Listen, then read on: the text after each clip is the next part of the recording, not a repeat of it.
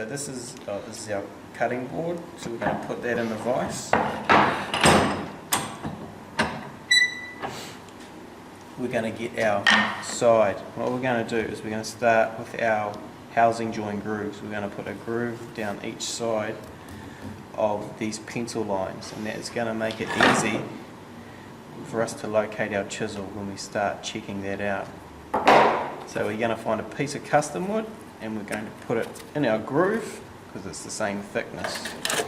And the same technique that we used to cut out the end piece, we are going to just get the corner started,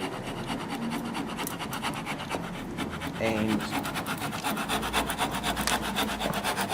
we're going to just come down to the second layer and we're just going to come up to the edge of the custom wood. But all we're doing, we're not cutting right through it, all we're doing is laying a groove. We can already see a groove starting to develop there, and this is just going to be a nice little slow process. We're just going to butt up to that custom wood, and once it gets going it'll be a lot easier, and that there is what we're after, because we've got a nice little groove now for our chisel to fit into. So when we start hammering our chisel, it's not going to be bouncing all over the place, it's going to sit in the groove quite easily. Alright, so I'll just do the other side. Again, I just use my thumb to hold the saw where I want it.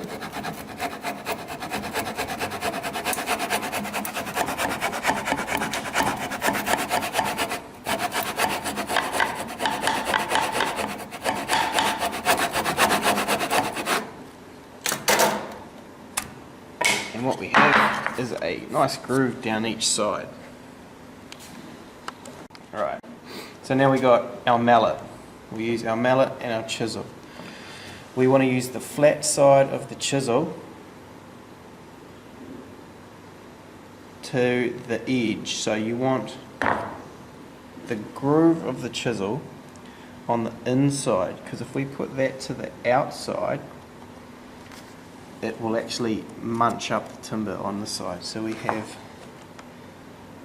the flat side of the chisel to that edge.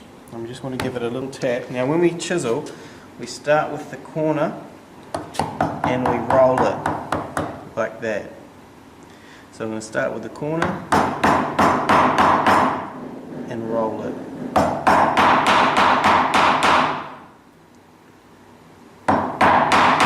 And the first run we just want to go nice and lightly, just to establish our chisel into the timber. And then the second run you can go through a little bit harder. So again, I'm going to roll the chisel over and go through the other side. Move it up. And that last bit. And then I'm going to go through that again.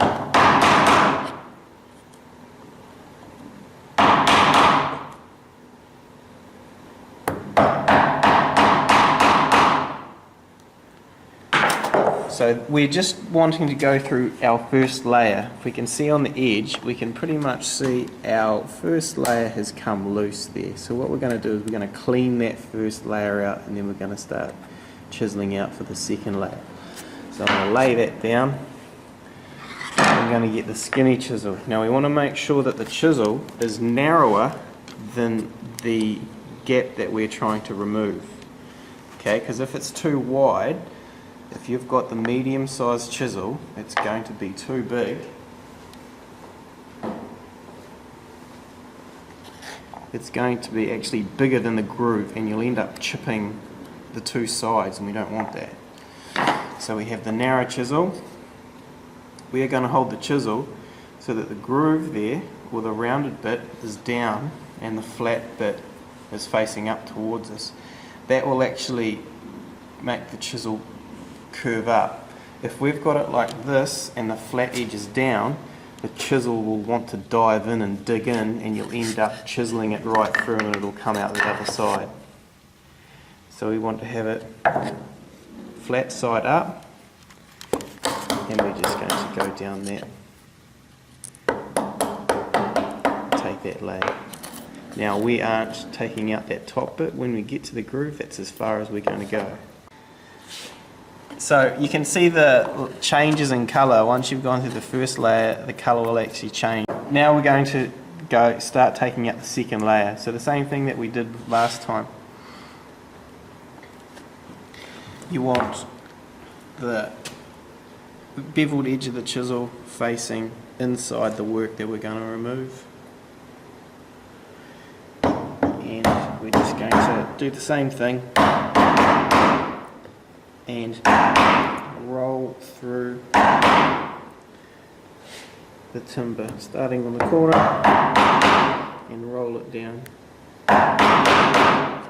And all we're trying to do here is to just chop through one layer. That's all we're trying to do. We're not trying to chop through the whole thing, just the one layer. Now we're going to remove that last layer.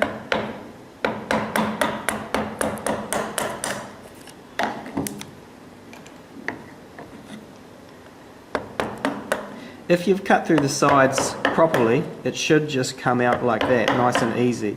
But if you're trying to chisel out little wee bits at a time, you haven't cut through the sides deeply enough. As we can see there, we need to just take a little bit out of that side. This is where we can use the chisel flat side down if we're just trimming up to the edge. You want to be very careful. You don't want to have your hand up here, because if you slip you can stab yourself, and we don't want to do that, so we keep our hands nice and clear.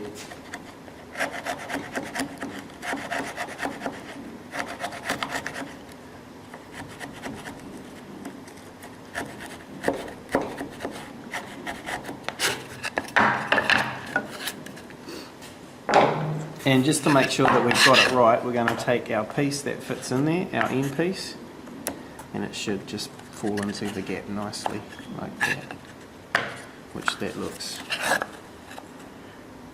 very good.